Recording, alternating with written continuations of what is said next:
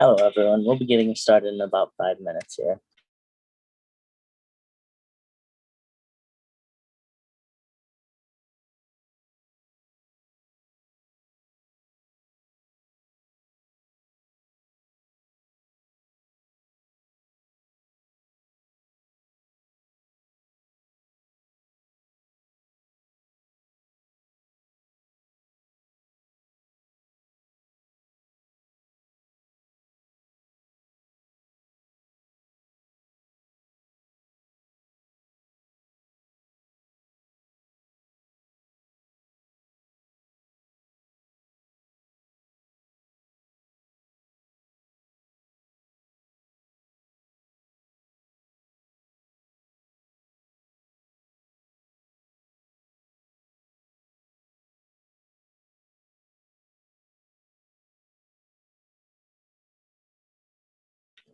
We'll be getting started in just a few minutes here.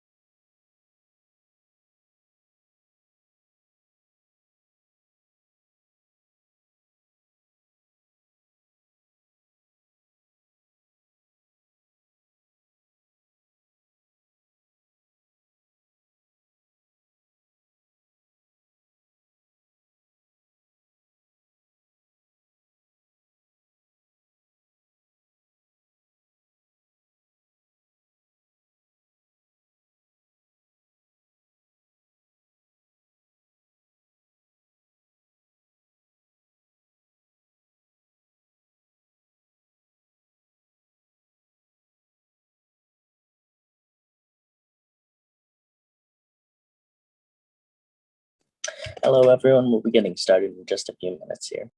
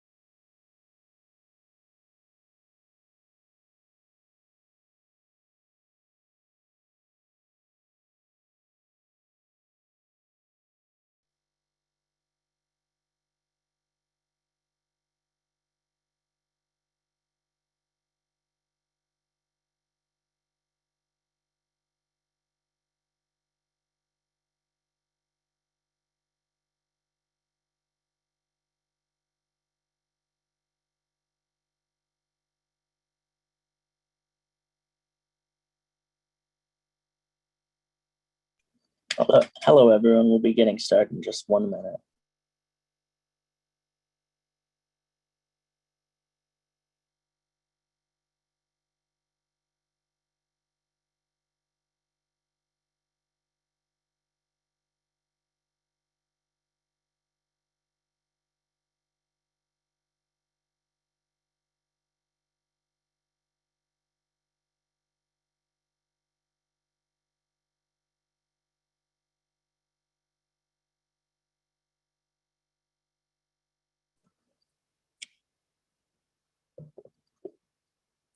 Hello, everyone, and welcome to this Workers' World broadcast. My name is Ezra Echo. I am non-binary and use they, them, and Z here pronouns. I'm a member of Workers' World and a board member of the Queen City Workers Center here in Buffalo, and also a member of the LGBTQ plus caucus and the Women and Gender Oppressed caucus of Workers' World Party. The first day of Transvisibility was March 31st, 2009. This day was made to celebrate the living. As Trans Day of Remembrance was coined in the late 90s, many felt we had no day to celebrate the lives of the trans people who are still here.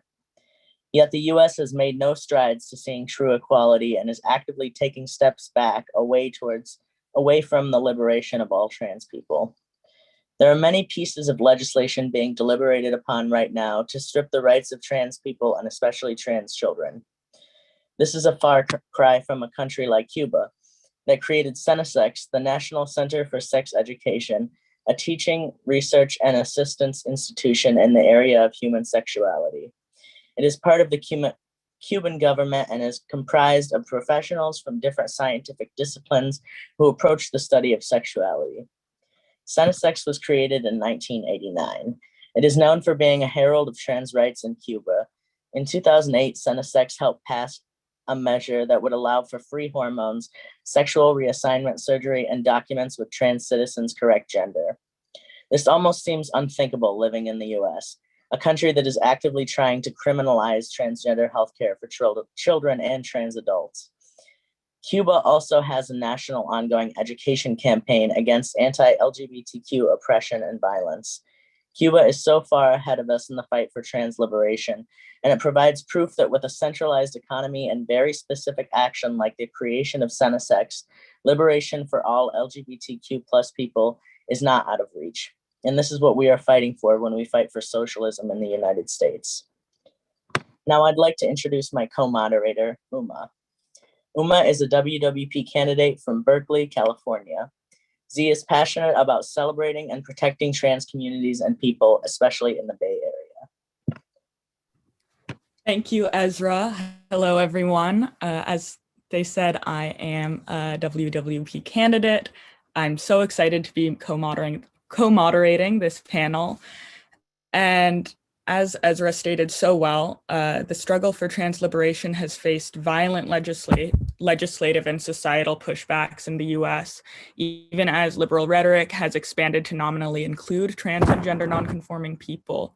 And as socialists, we have so much to learn from the current and historical transgender organizing and activism in the US and around the world. And it's an honor to be here and discuss just some of that work towards transliberation with this incredible group of knowledgeable and inspiring people.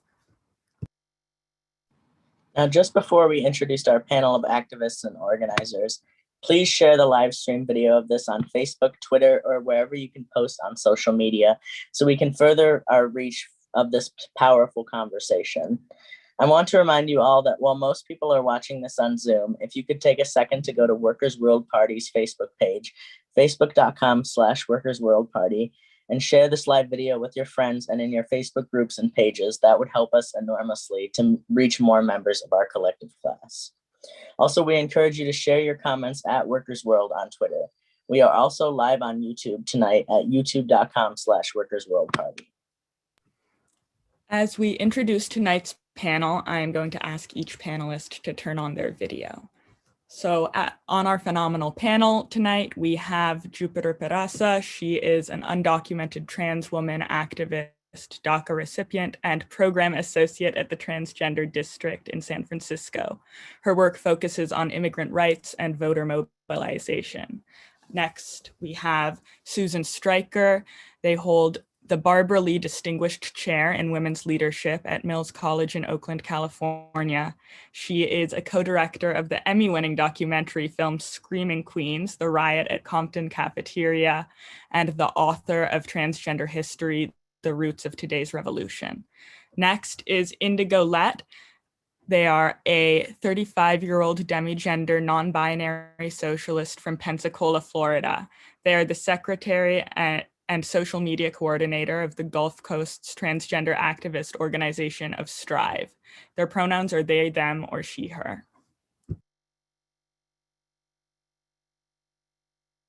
And also joining us tonight is Martha Gravatt, whose pronouns are she, her. She has been active in the LGBTQ2S+ movement for decades, having helped organize the first gay pride march in Cleveland in 1976. She is a founding board member of Pride at Work, a constituency group of the AFL-CIO, and is a managing editor of Workers' World newspaper.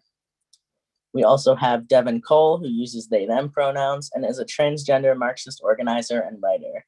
They are the president of Strive, the Socialist Trans Initiative, a transgender advocacy organization in Northwest Florida, and a member of the Workers' World Party Central Gulf Coast, which is Alabama, Florida, and Mississippi branch. Welcome, everyone. Let's dive in. Okay, so the first question we have for everyone tonight is, why is transvisibility important?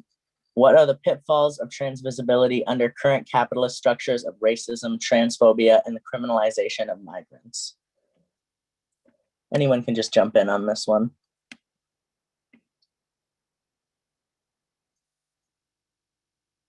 So within the confines of capitalism, imperialism, there's always going to be the backlash against the transgender working class. Now, we've seen the rise of, proper media portrayals of transgender people, affirmative portrayals of transgender people and non-binary people even in the media.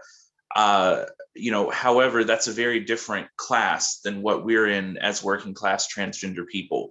So as far as that goes, the backlash is that we have very oppressive legislation that is leveled against us.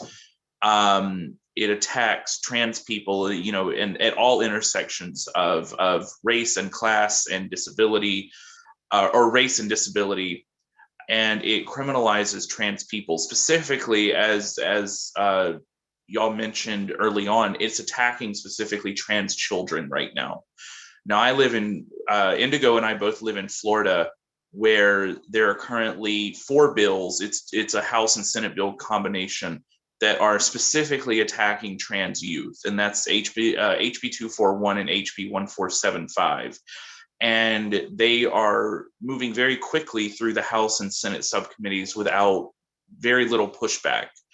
And this, of course, is, this is what falls on us, essentially, as working class transgender people, and trans youth especially being particularly vulnerable. This is the pitfall in a capitalist society of increased transvisibility, because capitalism does not intend to serve the actual needs of transgender and non-binary and two-spirit people. Thank you, Devin. Does anyone else want to answer this question, why transvisibility is important and what the pitfalls of it are? Jupiter, if you want to go, that would be great. If not, I'll flap my lips a little bit. I'll kick it up. I think, by the way, happy Trans Day of Visibility to everyone. It was such a lovely day yesterday here in San Francisco. The sun was shining and it was beautiful, and the sunshine continues today, which I'm very happy that it does. I think Trans Day of Visibility it's really important because I really believe that we really need to sort of reclaim our own narrative.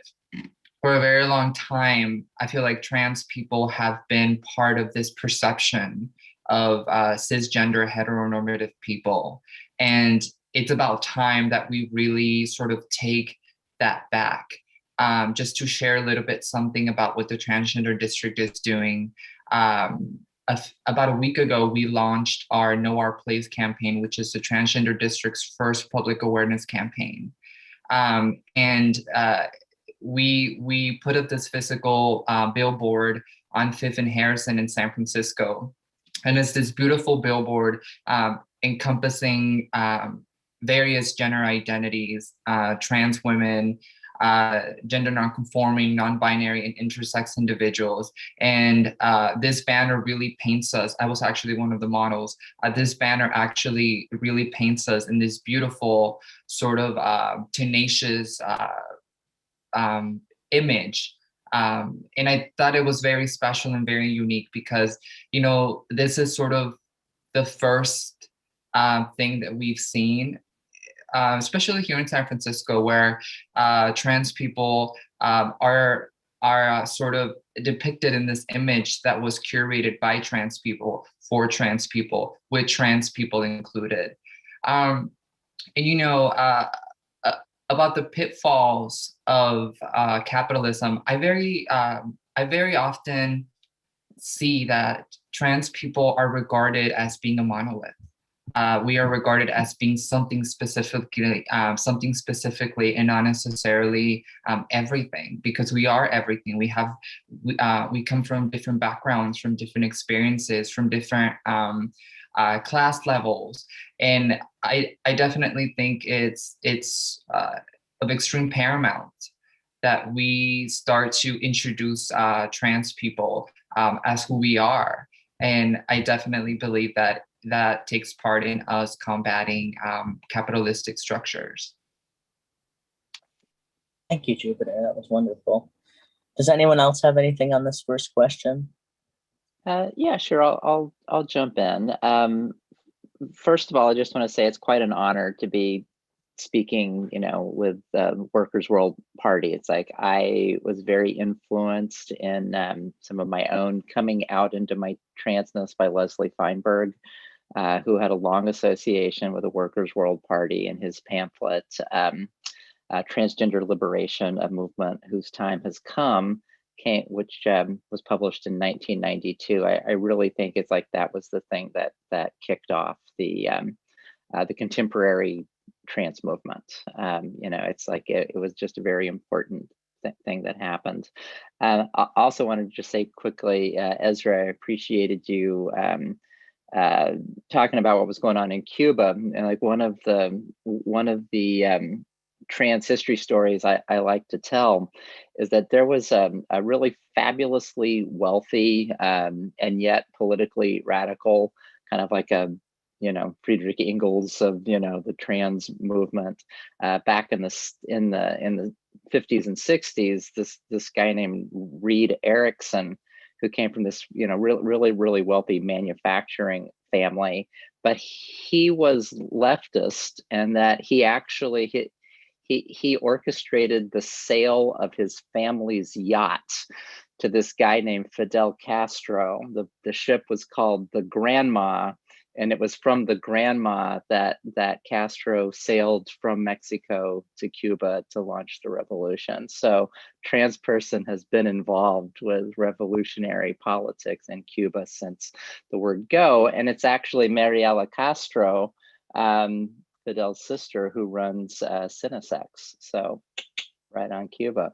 I don't want to talk too much more. Why is transvisibility important? It's like, I think visibility in the mainstream media is where the struggle is. It's like, it's not necessarily good or bad, but it's like, it's a place to struggle over what representation means and how it's consumed, and what images get put out there. I had the privilege of being involved with a film that was on Netflix last summer, this film called Disclosure, Trans Lives on Screen. And what I was able to say on camera to like the tens of millions of people who actually watch that film, kind of where it ends up, as I say, like, the goal isn't to have good representation. It's like getting good representation is a means to an end for changing the conditions of people's lives. And so if we can use media to like advance the cause, right on, but it is never enough. Visibility is not enough. It's kind of a trap, I think, to think that just having positive representation is the end of it, that it's our end goal. It is not. Okay, I'll shut up now. Thank you so much. Okay, does anyone else, maybe one more person, want to comment on this first question before we move on? Oh yeah, I'll comment on it. Once again, thank you for having me. Especially Devin, thank you for inviting me on this. It's yeah, yeah. So I guess for me, why trans visibility is so important. It's just when I was I think I was like 29. I basically was just figuring myself out, and I was going to therapy at my college at UWF at the time, University of West Florida, and there was a book by Janet Mock, Redefining Realness, or it was the first book, first or second book, I can't remember which one it is, but it was really so moving to me, so important to me, like to see somebody go from where they came from, or she came from, to where she is now. it was really powerful as a Black trans person, because I didn't really see any of myself anywhere. And so that was really important. But at the same time, like everyone's saying, the issues of just the issues of just representation is not enough. We see it through, even with our politicians and stuff, the representation is not enough. And they're basically ending up doing the same things that their white counterparts are doing, you know? And so at the end of the day, it's like, you know, what have you put you there for when you're going along with the same things that, you know, everyone else is? And so with little to no pushback or anything, or tweeting out things that like people are hoping for, but, you know, not actually putting yourself out there for us in a sense. And so for a person like me who's been, you know, working just job to job and everything, and, you know, struggling in that regard, now I'm doing a little better, um, but just the fact that our struggle is like, uh if we add our struggle to, um I'm trying to explain it around. I'm so sorry. So if people help us out with our struggle, it usually helps out more than just us, right? But people don't think about that. They think about like, oh, you know, we'll just help each other out. And even within their own communities, like racially, like there's always a cis trans split. And so that plays into it, where it's like the visibility of trans people are not there, even in their own racial communities, and not being seen, so that we're not being able to get help as much as our cis counterparts are. So there's big issues with that, and with capitalism, it's just hurting us on a health, mental health, and other job levels, and not being able to gain that, just not able to be who we are in all spaces. So, but that's it. Thank you so much, Indigo. Thank you. Not to mention the violence, the increased violence against trans people as a result of this visibility. It's huge, and we have so many people, especially Black trans women, who are so visible, and they are dying every day without any change happening, or bad change happening right now, especially. So we can move right on to the next question, which will be started out by Susan and Jupiter. Can you elaborate on the history of how the trans movement has been built in the United States? What are some of the struggles that the trans movement has allied with?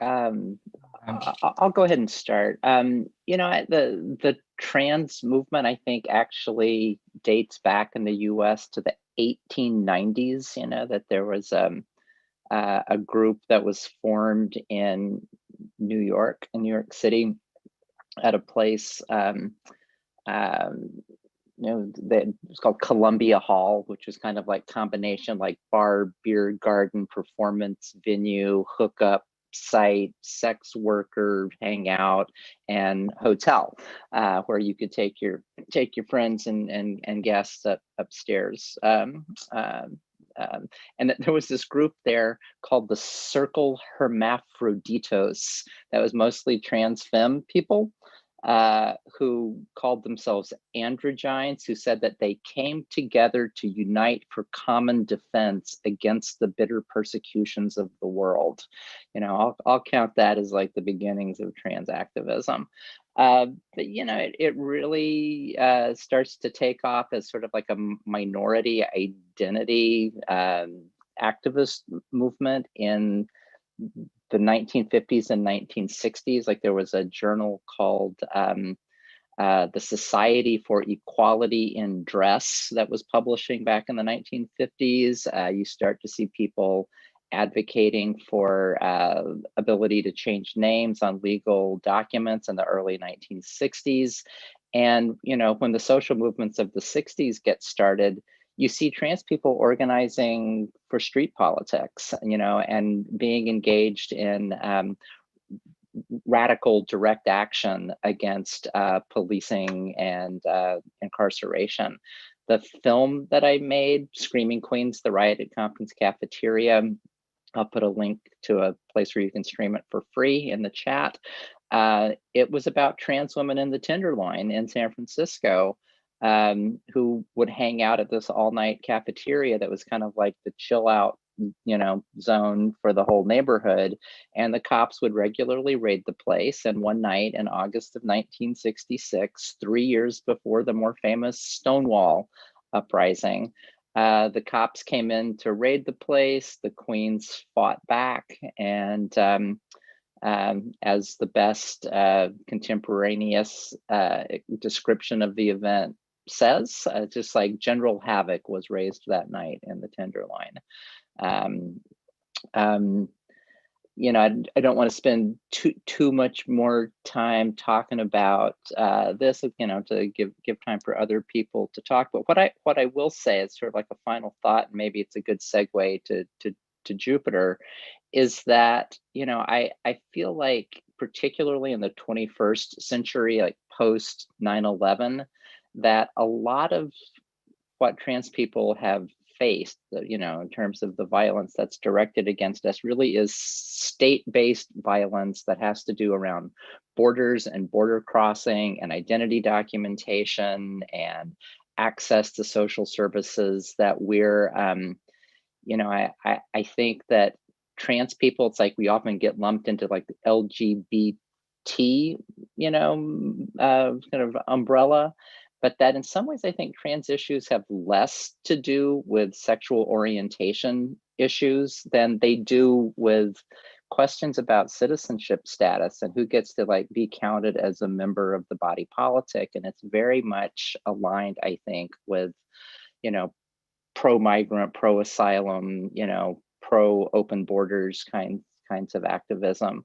So, I've just been thrilled to meet, Jupiter in recent months, who does work on, at the intersections of many issues that I care about. So let me pass the mic.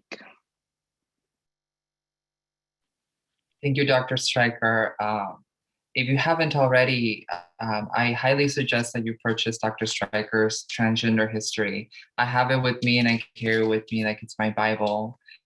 And just to sort of ask, just to answer your question actually about how the history of the trans movement has been built in the United States, I kind of see it as something that is very abstract. The trans movement has sort of made leaps because it's attached itself to sort of movements and phases in history.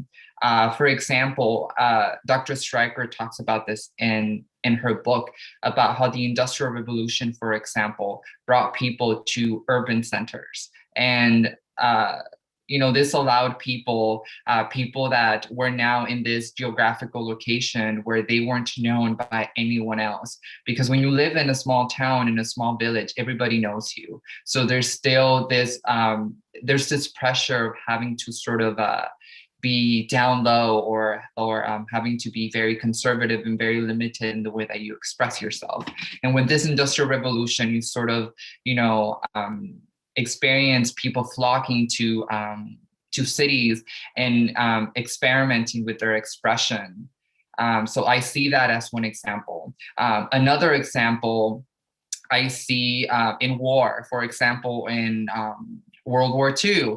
After World War II ended, we saw the rise of this, of this international individual, which is Christine Gorgensen, if I'm saying that correctly. But we sort of saw how she spun her participation in World War II and how this sort of brought a new light and a new attention to the trans movement. And if you fast forward, some decades, we are now in the AIDS epidemic. And you also see trans people sort of being impacted by this epidemic. And you also see trans issues being brought forth and depicted in a new light. So, that's definitely the way that I see the trans movement and how it has evolved and transformed. It is something that shifts and shapes according to what is happening. It's something that transforms. And that's how I see the way that trans history has evolutionized. It's through history. But something that I will say, some struggles of the trans movement is that, historically, sort of cisgender heteronormative issues are highlighted more than trans people. Trans people are always pushed to the end, to the backseat. They're in the back burner. And that is something that I believe trans people have always struggled with. And it's something that I still see that we are going to continue struggling with if it is not something that we continue to address at this very moment. Everything that happens sometimes, we really need to bring attention how this also impacts transgender people. For example, something that I also see that is currently happening right now in the last few years, it's the Black Lives Matter movement. And this just happened recently, with the murder of Black trans women, we are now experiencing this cry for Black trans lives matter. And this is a perfect example of how we can sort of attach trans struggles to what is currently happening right now with police brutality, for example. And that is just something that I would say, just to conclude this question, that is just something that I can state as to what are the struggles that the trans movement is currently facing right now. I will say, I think we're doing an incredible job at sort of bringing attention and attaching ourselves to very important issues that are keeping discourse and dialogue happening. And if we continue this momentum, we will sort of arrive in this new phase, in this new stage where we are understanding trans issues and trans struggles in a new light, in a new perspective that will allow us to assess and analyze how we can make this a better society for trans people. Thank you so much. Is there anyone else who wants to add anything to this question before we move on? Yes. I didn't even think about this until the question was being asked and Susan was responding to it. But I have, thanks to Comrade Miranda in the Houston branch, I have a copy of the STAR Manifesto, which was written by Sylvia Rivera and Marsha P. Johnson, founders of STAR in 1970. And to give some kind of other concrete examples of this within the manifesto, and I'm not going to read the whole thing. I wish I could, but it's phenomenal. But the last point of their 9-point program, it says, we want a revolutionary people's government where transvestites, the word of the time, street people, women, homosexuals, Black people, Puerto Ricans, indigenous, and all oppressed people are free and not fucked over by this government who treat us like the scum of the earth and kills us off like flies, one by one, and throws us into jail to rot. This government who spends millions of dollars to go to the moon and lets poor Americans starve to death. So we have concrete examples here of a revolutionary transgender street group allying itself with the Black liberation struggle that was happening at the time, with the Puerto Rican independence movement that was happening at that time, with the indigenous movement that was happening at that time. All oppressed people are free and not fucked over by this government.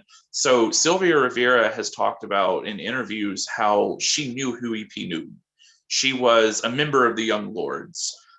In the late 60s and early 70s. Marsha P. Johnson, towards the end of her life, was a member of ACT UP, which, focused a lot on, direct action in response to the negligence of the AIDS crisis by the Reaganite Bush government.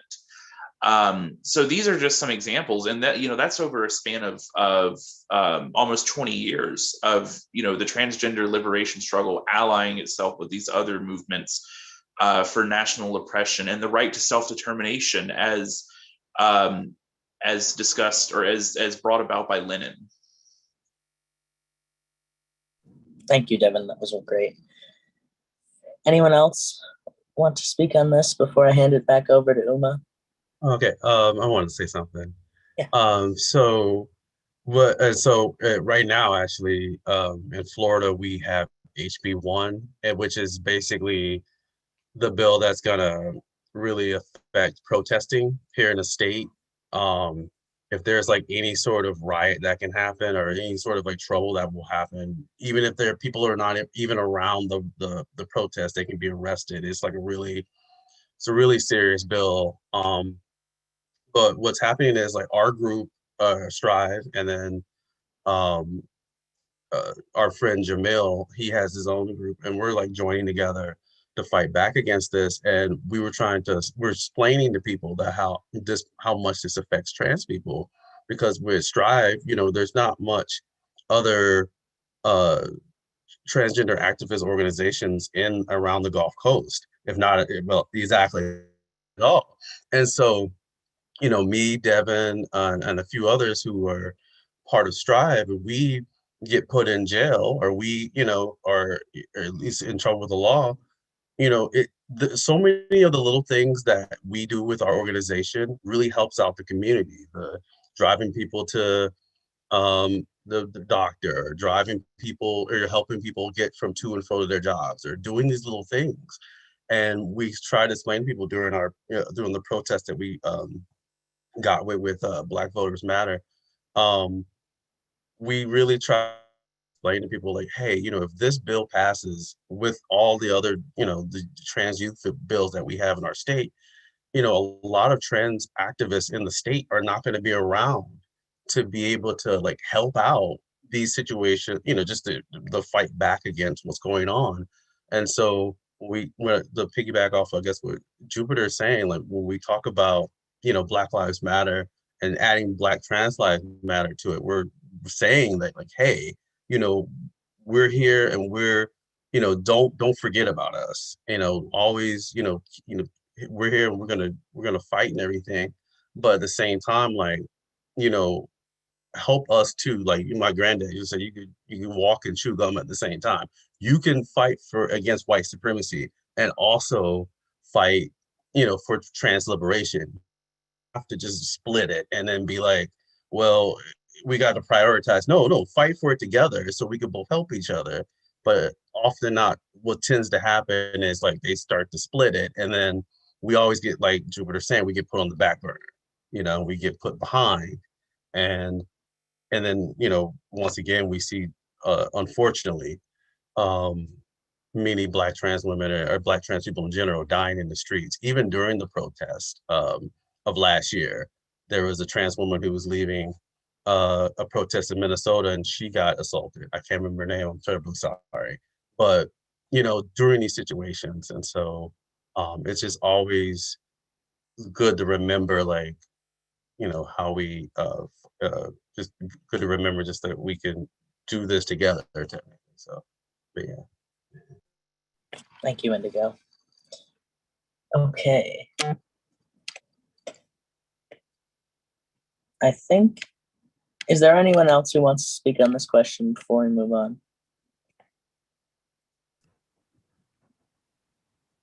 All right. I hope you all can hear me. My internet is being a little finicky, but we have a quick announcement. So if you have any questions for our panelists, please put them in the Q&A section on Zoom, or if you're watching on social media, drop us a line there. So just at Workers World, I believe, on all platforms. And if you like what you are hearing tonight, you should be our comrade. Are you interested in joining a revolutionary Marxist-Leninist party in the belly of the beast, working every day to build for transgender liberation and more? Then check out workers.org/join. Fill out the join form there, and an organizer will be in touch with you as soon as possible. Thank you all so much. And next, we have a question that I'm going to ask. How are LGBTQ+ people an important part of the working class and the labor movement? how does what's happening with the union drive against Amazon in Bessemer, Alabama affect LGBTQ plus workers? And Martha, if you would like to start us off on this one.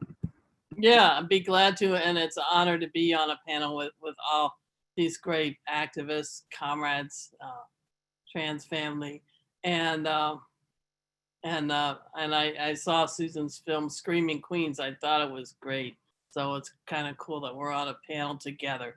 To get to the question, of course, we're part of the working class. You know, I remember in early decades of the movement, a common sign, banner saying was, "We are everywhere." And we are. LGBTQ2S plus people are a significant section of the human population. And so we're a significant part of the working class. And so fighting bigotry helps us, but it helps our whole working class, because bigotry is how the capitalists keep us divided and keep us fighting each other and not fighting them. So it's an essential struggle. And we benefit when we get a union. Those of us who are so fortunate, not only do we benefit from higher wages and having health insurance, which is really important for our community, having a pension, having a mechanism to fight whenever we're mistreated by the boss. But also it's how we win language that protects us from discrimination. When we don't have laws to protect us, our only legal protection is a union contract. So of course, this heroic union drive in Bessemer, we cannot be neutral on that.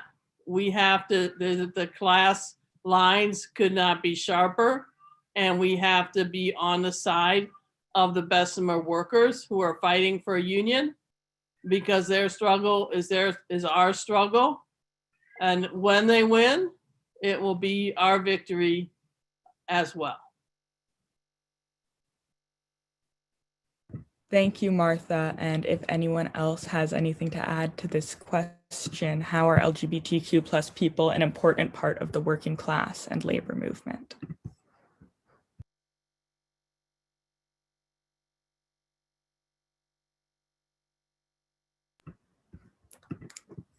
And if not, that is all right. This question is, oh, Susan, did you want to speak? Oh, no, I mean, I just, please, you know, I just sort of didn't want to leave Martha just hanging out there all alone. And, you know, but, you know, mostly all I was going to say is, like, yes, of course, trans people, because we experience, you know, stigmatization, discrimination, minoritization, we wind up in the working class often. And, you know, if we didn't start out there, I kind of like to joke and say, you know, I'm not necessarily a communist, but I have been in the red all my life. But, you know, like, I had to stop saying that as I had some class mobility. But the thing I would, you know, just like to say is, like, you know, of course, trans people need to be in solidarity with working class movements. And, you know, I want to think about ways that some of our needs as trans people have not actually always been addressed in sort of class-based movements, and that, you know, we have our own work to do as trans people within those movements. And I'll just say I take a lot of inspiration from a particular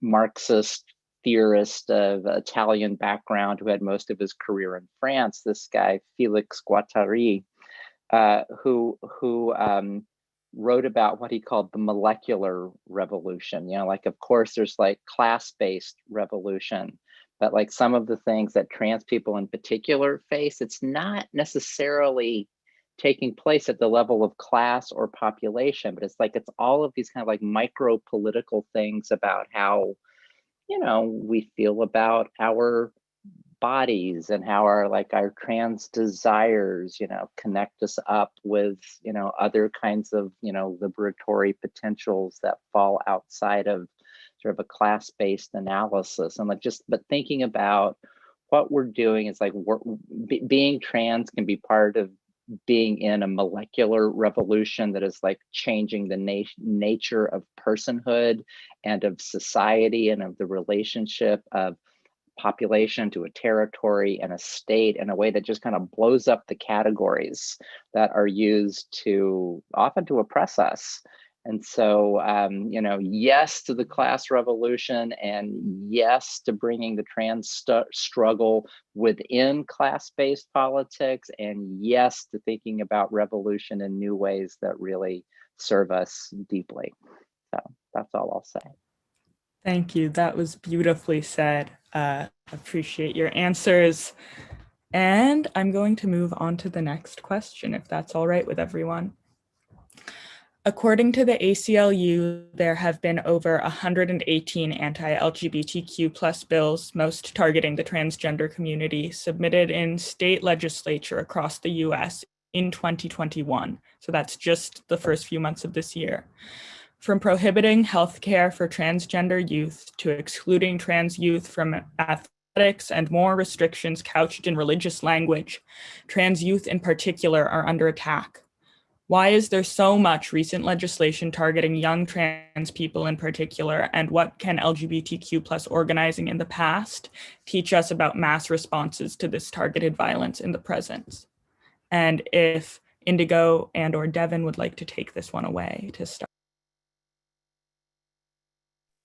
Indigo, if you want to answer first, you can. Because this, looking at this, it's a lot to really think about. I think the first part is, I think when COVID happened, I think a lot of obviously most of the kids were out of school, and maybe I'm theorizing on my part, but I just feel like they had a lot of time to think. They had a lot of time to kind of plan out their next move to try to see, you know, what they could do legislatively and the move and against the Transliberation movement, and the fact that everyone was more worried about what was going on with COVID, what was going on with their own life, you know, and they had enough time to kind of slip it through. I mean, they were slipping bills through in Florida in 2020, but we were counteracting them one by one. But, you know, for some of these other states, they may not have had the wherewithal all the time to do that. And so I really believe that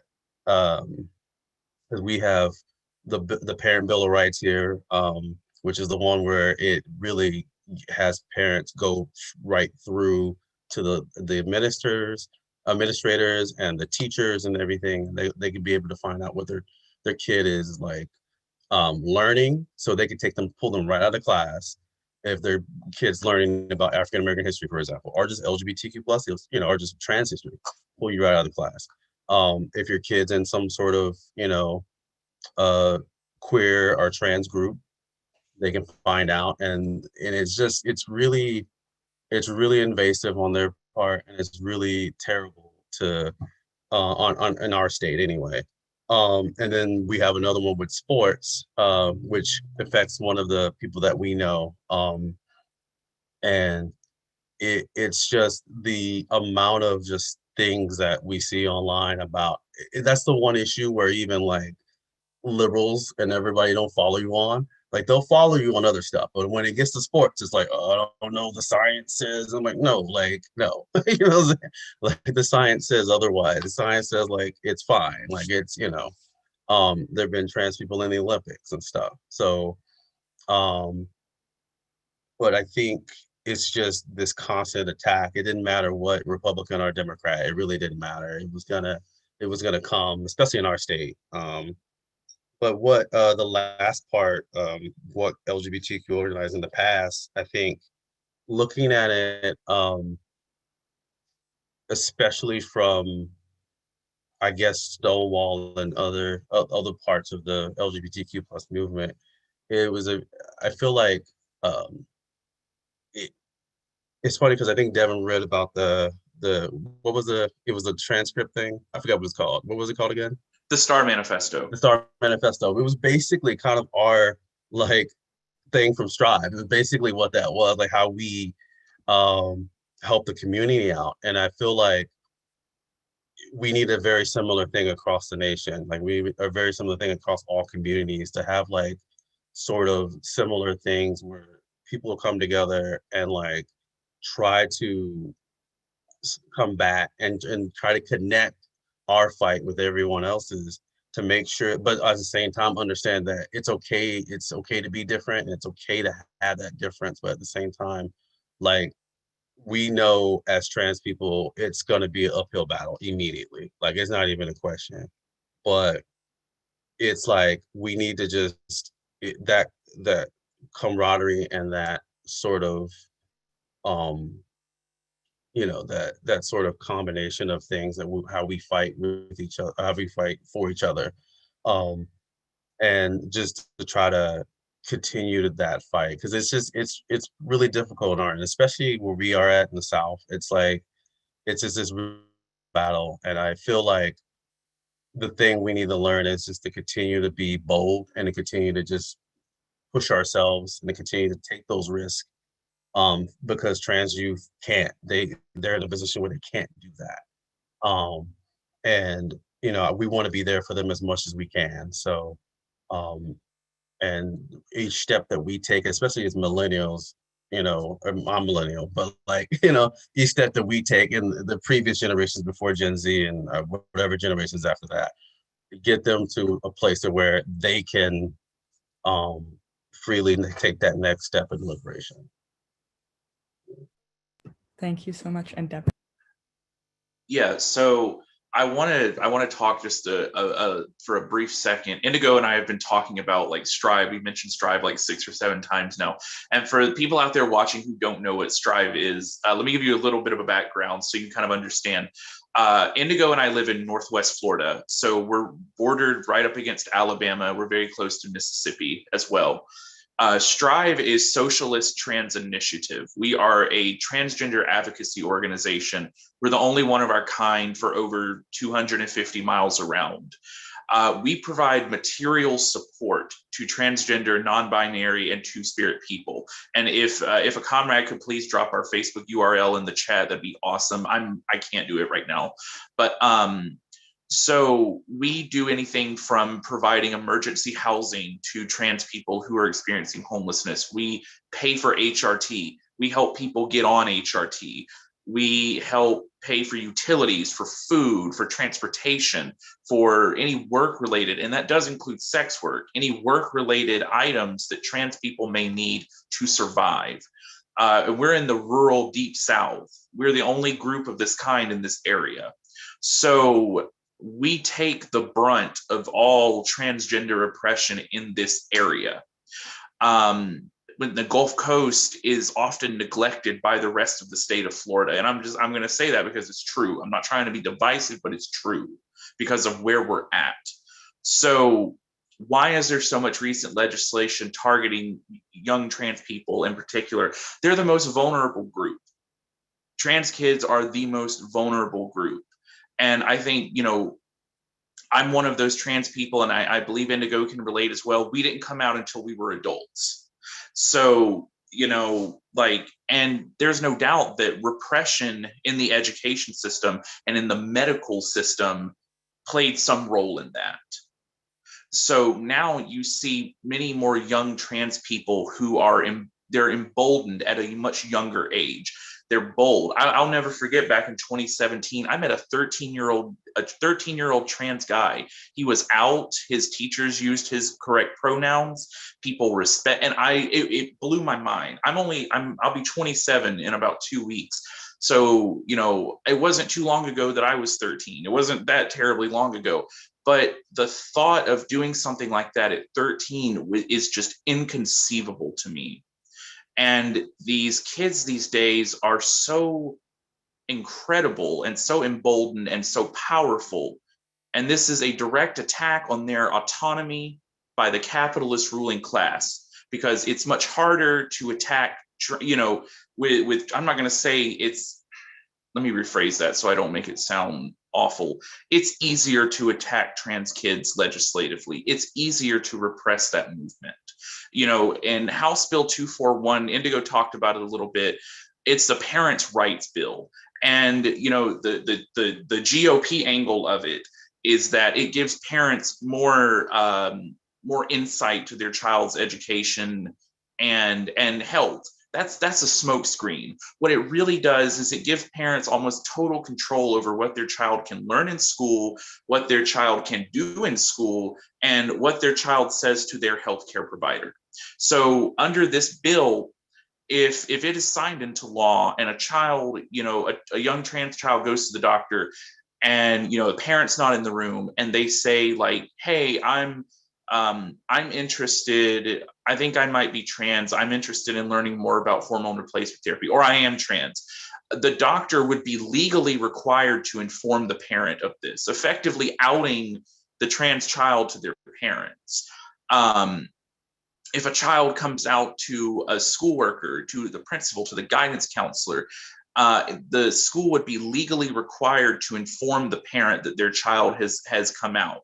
And oftentimes, if the child has not come out to the parent, and I say this as someone who grew up in rural Alabama and had a lot of closeted gay friends, when the child comes out to the teacher or to the doctor before the parents, it is because the parents are not providing an accepting, affirming household.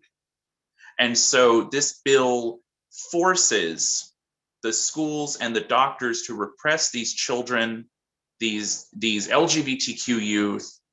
It forces them to repress because trans youth, LGBTQ youth are the easiest targets. And, you know, what can LGBTQ plus organizing in the past teach us? You know, it teaches us that, you know, the youth are the future. You know, I mean, that's dialectics. That's fact. You know, the youth will inherit every movement. And this movement right now, we're in a revolutionary momentum. And it is to stop these incredible youth in their tracks from this revolutionary momentum that they are building themselves. You know, this is Gen Z. I've been out of high school almost 10 years. Indigo's been out almost 20 years. This is not our generation anymore. And so, you know, what these youth are doing is incredible. And the fact that they're being repressed is symptomatic of capitalism, imperialism in a decaying stage, lashing out at them as we continue, or as they continue to push it further into the grave. Thank you, Devin, and thank you, Indigo. And if anyone else would like to quickly respond to this before we move on, please do so.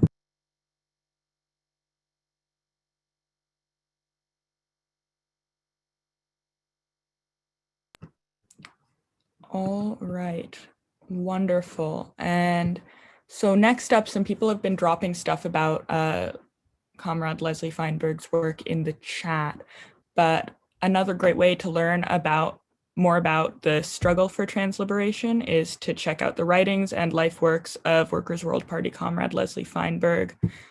Z was a revolutionary communist who put theory into practice every day, advancing the struggles against imperialism, racism, sexism, homophobia, transphobia, ableism, the prison industrial complex, you name it. Here works from transgender liberation to the widely influential Stone Butch Blues to rainbow solidarity with Cuba on the LGBTQ plus advances made in revolutionary Cuba are sure to raise your class consciousness and inspire you to join in the fight for your own liberation too. So you can find these books at workers.org/books and at lesliefeinberg.net. And Ezra, do you want to take the next question? Yeah, definitely.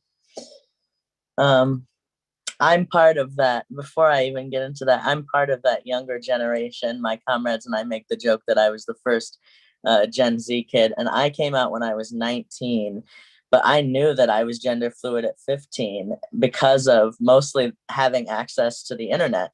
And we see a lot of that these days. These kids have access to the internet. They have access to seeing real trans people doing real things and living their life, and they know that that can be them too. And it's just incredible. And I love to see all the kids coming in to their own and learning about themselves in that way. So that's why it's incredibly unfortunate that we have these different bills that are trying to effectively tear them down in their tracks and set them back many, many years, because puberty blockers are not permanent. The effects are reversible, but puberty is not reversible. So these attacks are just baseless coming from the right wing to tear down the young trans people and try to put out their fires, but it's not going to work either way. So the next question we have is for Jupiter. How are undocumented trans people affected by the ongoing colonial crisis induced by the United States, no matter who is in office? Thank you, Ezra, for that wonderful question. This question has so much in it that I think really needs to be unpacked. Something that I very often think about as a trans, undocumented immigrant woman myself, I think about trans people that are not in the United States. Trans people that are located in other parts of the world that are definitely suffering because of, their government, and not just their government, but you also really need to analyze that there's just sort of a bigger picture. I am currently studying international relations, so I'm a huge policy geek. Something that I've been focusing on is Latin America. And in Latin America, there's a lot of violence and a lot of discrimination. But when you think about sort of why and how it got to that place, you sort of have to think about foreign policy. The United States is the biggest, the US has the biggest military in the entire world. And, there is so much in how the United States operates in its foreign policy as to how they want to control and manipulate other countries in order to preserve their power. The United States infiltrated Latin America at a time when Fidel Castro was sort of reigning Cuba. And the United States feared that the socialism in Cuba was going to spread to South America, which is why the United States began its deep and profound involvement in Latin America. And when you actually think about it, I found a very interesting statistic that in between 2005 and 2012 in Colombia, 60 transgender women were murdered without a single person having been brought to justice. And in the same period, 35 transgender people were killed in Guatemala with only one person undergoing legal proceedings. So this sort of like begs the question as to why that happened. And as to what I just mentioned, the United States has a huge responsibility in the lack of autonomy of Central and Latin American countries. And this crippled autonomy has hindered restorative justice and protections. And it has perpetuated gender discrimination, violence, and sexual abuse. So when you actually think about, transgender people that are located in these nations, you sort of have to think about that there's no veil of protection for them. At least in the United States, although there are some states that are being very vicious in how trans people have access to healthcare and education, so on and so forth. And there are some states that are relatively more progressive in that area, like California, for example. There are some countries that don't have nothing at all. And the reason why is because these countries are crippled. They have no way of sort of offering protections to cisgender people, let alone to transgender people. And that, I think that's something that we really need to assess as to how the United States has infiltrated its imperial forces, as was stated by Devin earlier today, about how this is sort of like something that's much bigger, and there is a lot of history in sort of the way that the United States has operated, because not only is it infiltrating this kind of violence to people in the United States, it's doing so to transgender people in Latin America. And this is something that I can talk about more in a later question, but with the caravans that just happened not so long ago, a few years back, LGBT people, transgender people were huge factions of this caravan. And they were coming to the United States because they were seeking asylum. But I don't know if you all know, but the Trump administration really cut down and really limited asylum protections. And transgender people and LGBT people were left at the border in Mexico. Mind you, Mexico, it's another place that, does not even honor, let alone protect transgender people. I'm a Mexican woman myself. Right now, there's a Mexican femicidio going on, which is this thing of Mexican women are being slaughtered and murdered and, chopped to death, and it's people are it's just going unpunished. And you really have to assess the misogyny and the sexism of Mexican culture to really be able to understand that. And that is something that I can talk about more, but that is just how I see as to how the United States has perpetrated its colonial and imperial forces to impact transgender people, not just in the United States, because there are still transgender people in the United States who are undocumented and immigrants like myself, but we are still suffering from, this sort of immigrant diaspora that we're still trying to grasp. But yeah, that is something that I can just touch on to answer this question, and I'd be happy to elaborate more on certain cases of immigrant transgender people later on. Thank you so much. Is there anyone else who wants to add anything to this question before we move on? This is Martha. Yeah, go ahead. Yeah, I just really want to thank Jupiter for those remarks. I was in Honduras to monitor the election that was stolen by a US-backed dictator.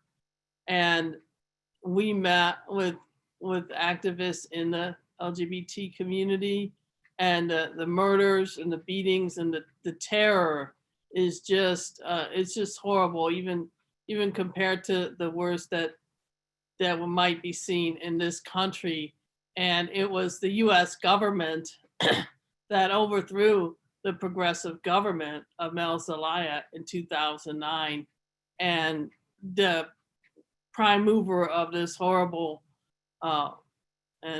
this horrible setback, this awful bloody coup that's still going on, was Hillary Clinton. And we can't advance our own liberation if we're not anti-imperialist. That's it. Thank you, Martha. Okay, if there's nothing else, I'll move right along to the next question, which is, why is it critical to fight for socialism in order to secure transliberation? Anyone can answer this question.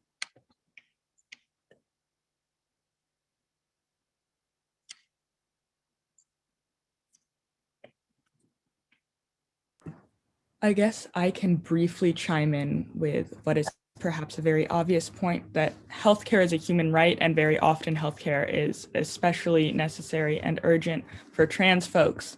So if you live in a socialist country that provides healthcare for its people, that's one of the biggest battles being fought for trans folks across the world right now. You can't have one without the other. You can't have socialism without transliberation, and you can't have transliberation without socialism. Capitalism, imperialism is not designed, it's not created, and we cannot reform it to be liberatory in any way, shape, or form for oppressed and colonized people throughout the world. They are intrinsically linked. You cannot. And that goes towards, there are a lot of people who believe that,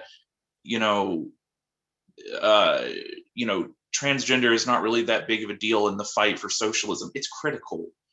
We had Comrade Leslie Feinberg, a member of Workers' World Party for well over 40 years, who laid this out.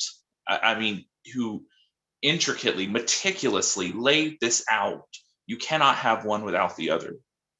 The fight for socialism is the fight for transliberation, and vice versa. Thank you, Devin. That's an excellent and critical point to this. Does anyone else want to answer this as well? Yeah, I do just want to chime in and say that I think to actually achieve a just and livable and sustainable society that treats everybody fairly, where like everybody has enough, nobody's got too much, that we also have to think about it in the US in particular as like, we can't ignore the settler colonial dimension. It's like having the right form of governance. It's like if we're not addressing the fact that, stolen labor and stolen land, it's like if socialism doesn't address the racial questions and the settlement questions, just like it's not really socialism as far as I'm concerned, any more than like not addressing the trans issue is socialism. So, for me, like socialism is just the belief, the conviction that you can, in fact, have a just social orders. Like that is what socialism is. And it's not just if it's like it's still settler colonialism. Yes, that's an excellent point. Thank you so much for that. Anyone else want to chime in? I guess I'll say for me, socialism is like understanding how uncomfortable and how bad capitalism is. Like, for me, it really, it just really hits me where like, I feel like people have to be like more willing to be uncomfortable in spaces where they feel, where they think that they understand their privilege. And so I think for working class, for us as working class people, like it's, while we understand the economical point, obviously in the racial point, but it's like as Jupiter was saying, like the international point, and understand like our role as a country and how we affect other people in other countries. Historically, literally how there's third gender communities everywhere, and they were affected by colonialism and capitalism. And so we have to begin to just work on especially for our cisgender friends, like they need to really begin to understand like their role and their privilege and how that affects us in the fight for transgender liberation. And so for socialism, I think that's it begins to understand like, wow, this way we've been going, how fast we've been going, and especially last year, and how that really showed like we need so much. We need so much in the form of healthcare, especially healthcare and education and all these other things that lead towards socialism. It just obviously leads towards it, but people keep putting the blinders on, acting like everything is going to be fine. And especially with this government we have it now, they're basically going to try to get us back to where we were before the crisis. So like, which was still a very terrible place. So I think for just for us, it's just a constant unlearning of our own toxic behaviors as a country and as just the people, and then just continue learning more about ourselves and pushing towards that, pushing towards socialism in the way that we can all feel welcomed and comfortable in living. Such a great point. Thank you so much, Indigo. Does anyone else want to talk about this before we move on? I don't want to go out of my role too much as a co-moderator, but I just want to really quickly add that, like, I personally won't feel liberated if the hormones that I take are being manufactured on stolen Palestinian land, which is where a lot of hormone replacement therapy comes from. So in that sense, that's just one of many, many examples of how, like, all of these struggles across the globe are really materially linked, not only in terms of the way we need to, like, look at structures and address structures, but, like, there is actual material physical connection that globalization and capitalism have tied together. And, like, yeah, so our gender is still being, to an extent, controlled, policed to a great extent by these systems of capitalism and imperialism. Yes, definitely. Thank you, Uma. All right, before we move on to just a few more questions before we close, I have one more announcement. If you're looking for another way to keep up with the struggle for liberation from conditions caused by capitalism, check out our weekly newspaper. Comrade Martha is one of the managing editors working diligently every week to bring the US movement news in the pages of Workers' World. Workers' World newspaper has been in continuous weekly circulation since 1959. During the first months of the COVID-19 pandemic, the print edition was temporarily suspended, but we have resumed printing physical copies of Workers' World newspaper again on a monthly basis. We post our weekly PDFs and articles online, and you can also subscribe to receive Workers' World newspaper by email at workers.org. And now I'll turn it back over to Uma for a few more questions. Yes, all right. We are going to move on to one of our final questions, and then I believe we'll be opening it up to audience questions. So, could someone talk about the treatment of transgender people inside prisons and detention centers?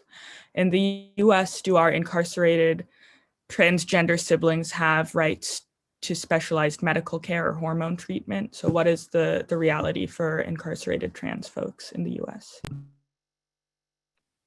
I want to speak on that. The short answer to your question is that no, our trans siblings do not have adequate care in detention facilities. A case that I really want to talk about that is also connected to the point that Martha made about how the US had responsibility in overthrowing a progressive government in Honduras. I don't know if you all heard about Roxana Hernandez, who was a 32-year-old transgender woman from Honduras who was fleeing her home country and coming to the United States to seek asylum after she was after being displaced and after being raped by gangs in her country. And she fled her country to be able to seek protection and safety in the United States. This was in 2019, so this was during the Trump administration. And as I mentioned, the Trump administration really limited and really made it hard for trans people to seek and receive asylum protections. And you know, a little over 2 weeks after she arrived in the US seeking safety, she died in ICE custody. And, you know, she was transferred from one facility to the next in a time span of, you know, as little as 6 hours. And mind you, to ICE's standards, individuals with who are HIV positive must receive a 30-day supply of medication before being transferred. And there is no evidence that Roxana received that medication, which led to her death. And there is absolutely no footage, there is no record of this, and ICE still has not faced any repercussions. So, you know, this answers your question as to how trans people are not being taken care of in detention facilities. In this, you know, this case that I am bringing up right now received very little attention. You know, because when you think of detention centers, you do think of, you know, cisgender immigrants, and that is something that, you know, that comes up to the very front to, you know, and transgender people very often go ignored about these facilities. And you know, Roxana, she was held at a facility that was run by Core Civic. And I don't know if you all know, but that is also like a private prison. It's a for-profit private prison that runs several detention centers along the border, very similar to Geo Group. I had the pleasure and the honor to speak alongside Dr. Stryker a few weeks ago outside of 111 Taylor. And to those of you that aren't aware with 111 Taylor in San Francisco, 111 Taylor is where the Compton Cafeteria Riots happened in the summer of 1966. And now that same facility, Geo Group runs a private prison in that same building. So we were there. To denounce Geo Group being in the Tenderloin. The Tenderloin, which is historically a trans and gender nonconforming neighborhood that holds so much history that dates way back to the late 1800s and the early 1900s. So, you know, and I was very glad to be there because sort of getting Geo Group out of the Tenderloin is as much of an immigrant issue as it is a trans issue, as it is a Black issue. And I was so proud to be there to sort of, you know, denounce Geo Group and, you know, for it to leave the Tenderloin. And this comes after the state of California passed Assembly Bill 32, if I'm not mistaken, which bans private prisons from operating in the state of California. And, you know, those are just a few points that I wanted to hit on to discuss how trans people are treated inside prisons and detention centers. And, you know, right now, even with the Biden administration, there is no adequate action on how detention centers are going to, you know, bottom line, there shouldn't be detention centers. There should not be for-profit detention centers. And this also goes along the similar lines of, you know, why is ICE a thing? We need to defund ICE because, you know, ICE was created.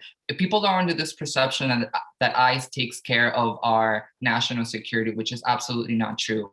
ICE was created after after 9/11, after, you know, this whole scare of, you know, who is a threat to national security. And this is also something that Dr. Stryker touched on about how some transgender people face a lot of scrutiny after 9/11 because of our threat to, you know, national security or whatever that might mean.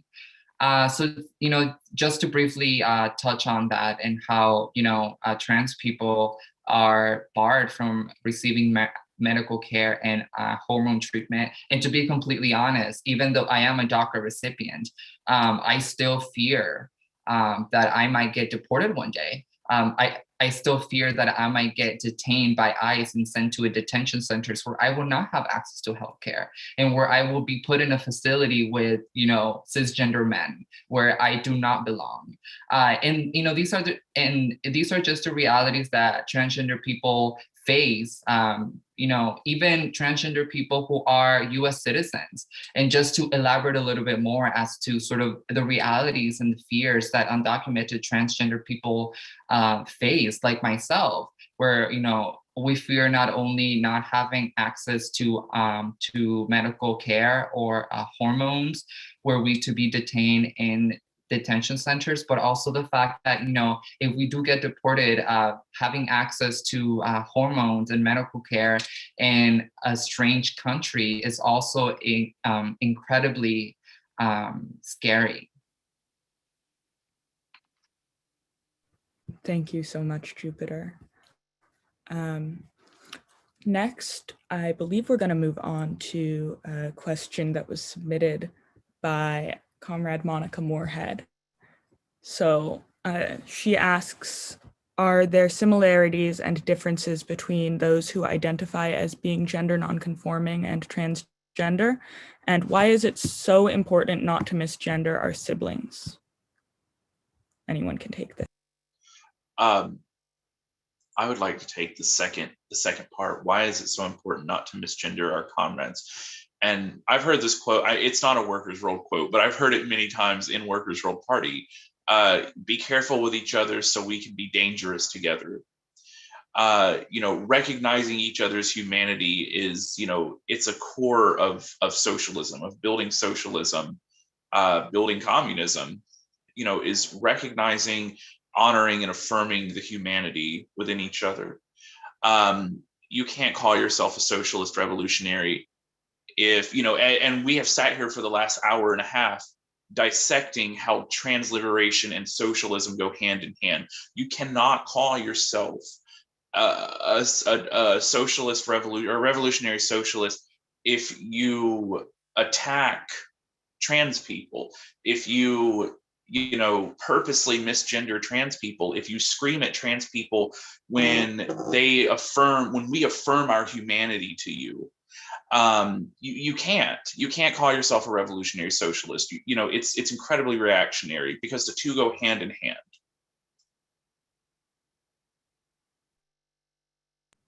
Thank you, Devin.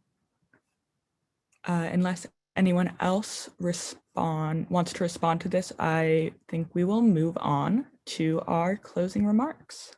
Ezra, can you take it away? Yeah, for sure. In closing here, we want to thank everybody who took the time to speak and or gather to listen to us talk about Trans Day of Visibility from a socialist perspective. Join us again this time next week at 5 p.m. Pacific, 7 p.m. Central, and 8 p.m. Eastern Time, and every Thursday for another Workers' World webinar.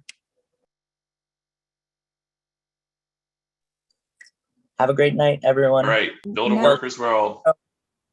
Thank you, everyone. Have a great night. Thanks for having me. Thank you. Thanks for having you all. me, guys. I really